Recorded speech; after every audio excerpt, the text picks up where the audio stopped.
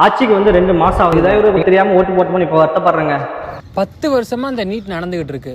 இது வரைக்கும் போராடாத உங்களை மாதிரி இந்த பெரிய பெரிய ஆக்டரும் டைரக்டர்ஸும் இப்போ போராடுறதுக்கு என்ன சார் காரணம்? இதுக்கு முன்னாடி போராடி இருந்தால் படம் எடுக்க விட்டுருக்க மாட்டானுங்க, ரிலீஸும் பண்ண விட்டுருக்க மாட்டானுங்க. அதாவதுங்க, என்னைக்குமே வந்து போராடுறவங்களை பார்த்து கேள்வி கேட்காதீங்க, போராட்டத்துக்கான தீர்வை கண்டுபிடிங்க. இங்கே நீங்கள் ஜனநாயகம் வேண்டும் ஜனநாயகம் வேண்டாம் அப்படின்ட்டு நம்மளோட தமிழ்நாட்டு முதலமைச்சர் சி ஜோசப் விஜயுமே தாக்கி நீங்கள் போராட்டம் பண்ணிட்டு இருக்கீங்க. இது மூலியமா என்ன சொல்ல வரீங்க சார்? இங்க ஒரு கூட்டம் ஜனநாயகத்தை காப்பாத்துறதுக்கு போராடிக்கிட்டு இருக்கோம், அங்க ஜனநாயகம் படமாக்குறதுக்கு இதை நாங்க வன்மையா கண்டிக்கிறோம் sir. Last week FIFA world cup final நடந்துச்சு, அதை நீங்க பாத்தீங்களா? பார்த்தேன் சார். ஸ்பெயின் தானே ஜெயிச்சுது. நைட்டு 10 மணிக்கு ஆரம்பிச்சனா காலைல 6 மணி வரைக்கும் விடிய விடிய கண் முழிச்சு பார்த்தேன். என்ன மெஸ்ஸி ஜெயிப்பாப்லன்னு நினைச்சேன், ஆனா ஸ்பெயின் ஜெயிச்சு விட்டானோ.